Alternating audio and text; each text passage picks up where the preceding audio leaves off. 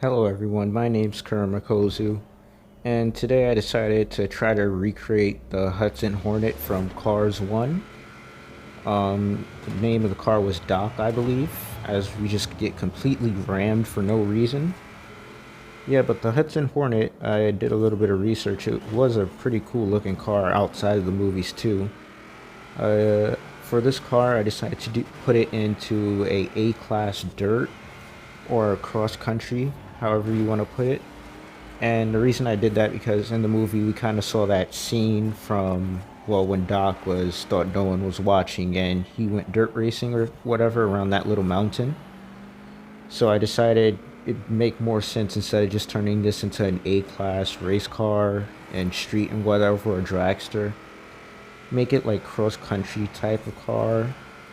And I think it worked out pretty well. Unfortunately, I had to take out the original engine in it because I think it just topped out at like 400 horsepower with all upgrades.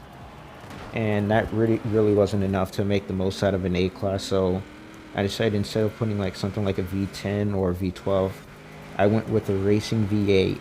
I think I added one turbo, left it stock, did a few upgrades to the transmission and stuff, so it's a pretty decent car as it is right now because of the V8. We're making about 500 wheel horsepower, and I did leave it rear wheel drive but thickened up the tires a lot. I think they're like 325s or something around there, as we almost kill ourselves going into that corner. See, I'm not really that good with rear wheel drive rally cars and stuff like this. I'm used to, well, on Forza, I'm used to having cars that are all wheel drive on the dirt and just dominate. But here it seems to be doing pretty well. I think it's because of the weight. It keeps itself planted. As you see here, usually I just spin myself out all the time in rear-wheel drive dirt cars, but it can handle itself pretty well against the AI. If you're trying to catch up to them, I'm utilizing third gear as much as I can, cutting close to the corners.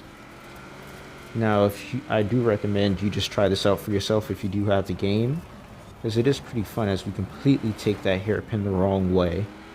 I don't know why, but for some reason I just decided to dive bomb the hairpin like I didn't know how to take them. Now, one thing I like about this car, first gear isn't just a complete mess where you just bang in the rev limiter all the time as we pass by that guy. It actually gets you up to speed fairly decently, and I think that's because of the tires. But overall, this is a pretty good car. So we nearly kill ourselves going into that corner. Now, of course, it is still rear-wheel drive, so we have to utilize third gear for the most grip. Sometimes fourth if you're feeling lucky.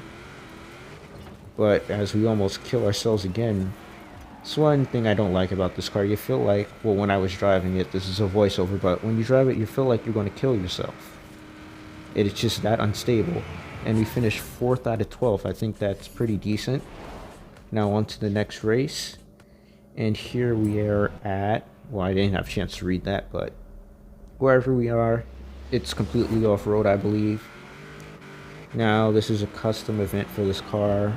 Well, whatever Forza automatically gave me. It's all rear-wheel drive cars, I believe, from like the 1950s or whatever. Or whenever this car was made around that year with a few Hot Wheels mixed in. And a few other cars. As we go 4 wide like madmen, I completely cut them out.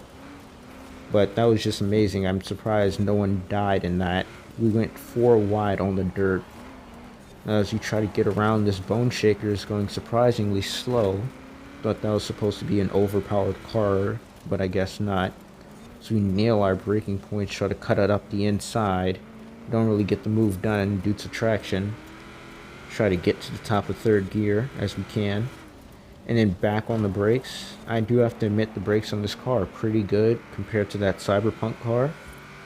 But it's just amazing. Like, well, of course, we don't have the top speed, but in terms of acceleration, it's there. Like you can see, I just hold third gear flat without worrying about spinning out and stuff. Now, these little bumps and stuff do kill the car as it does become shaky and stuff. Try to send it up the inside and we get the move done. Hold it, hold it. And yeah, you don't really have to worry about spinning out that much as long as you counter steer properly and stuff. You really don't have to worry about it.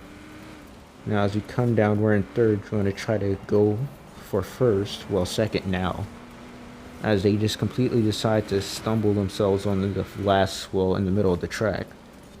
Now one more to go. That's a Cadillac, I believe. Don't roast me if I'm wrong. It's been a while since I've seen cars this old.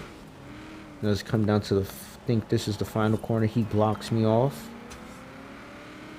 And we're just going to have to sit in the draft for now, which is kind of unfortunate. But hopefully on the last lap we'll make a miracle happen. He runs that corner he ran that corner perfectly. And I'm still struggling a little bit. I really like the way I tuned this car. I didn't really touch brake bias and stuff. I usually just mess with tire pressure and gear ratios, maybe camber. I lowered the ride height by like 2 inches, but it's still pretty high. As we get the move on the inside done, now we just have to hold it, and hopefully we don't butcher it like we do everything else in this game. As you can see, I'm just completely fumbling now. I used to be able to take this at the top of third gear. Now I'm just stumbling. Shift it down into second, turn on the inside. We leave the inside open. Yep, he didn't do it. We still have first place. We're still good for now. Now we just have to really hold it. Don't choke it. Maybe we can get it done. You come down to the final section of the track. He's right behind me. Might take a look back if I'm feeling it. Come down to the final braking zone. We turn in. And I think that is first place out of 12. The Hudson Hornet does not have to worry about other people. It is a champion in its own. Now on to the next race, and we are here at Ambleside. I couldn't read the rest of it, but I know this is somewhere in Ambleside. Now I really don't like this circuit, especially for rear-wheel drive cars. All-wheel drive cars, you can kind of just rip the handbrake here and make the turns. If I still have that video up of me using the 22B in Forza, you can really just rip the handbrakes. But these corners right here are just, it reminds me of a set of Forza. What was it? There was one track in a set of Forza Competizione where it's just full of blind corners. But here, like, you can really see I can't even see the full exit of that corner as I get cut off completely. But here we try and make a move done on the outside. I think we get it done, but third gear is just killing us. As we finally get the move done, barely make that checkpoint. Now we're getting hit by the gravel. Yeah, this is not a good track for this car. Rear-wheel drive with all these sharp turns while everyone else can just pretty much rip the handbrake and get it around. It really doesn't help also with the elevation changes, and at least a good quarter of the lap you're just trying to, in the air, trying to turn. And we're doing our best here. I'm just using second gear to get the car rotated. So we brake hard, turn, then switch back while trying to brake hard too. It really does put you in this awkward position where you're trying to get the car turned, but at the same time you're trying to go forward to get that momentum back. If you know what I mean, you would understand.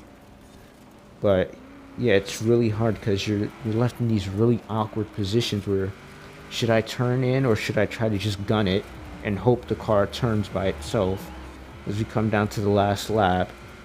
And it's just really weird feeling this car trying to turn like this. So we barely make the corners now.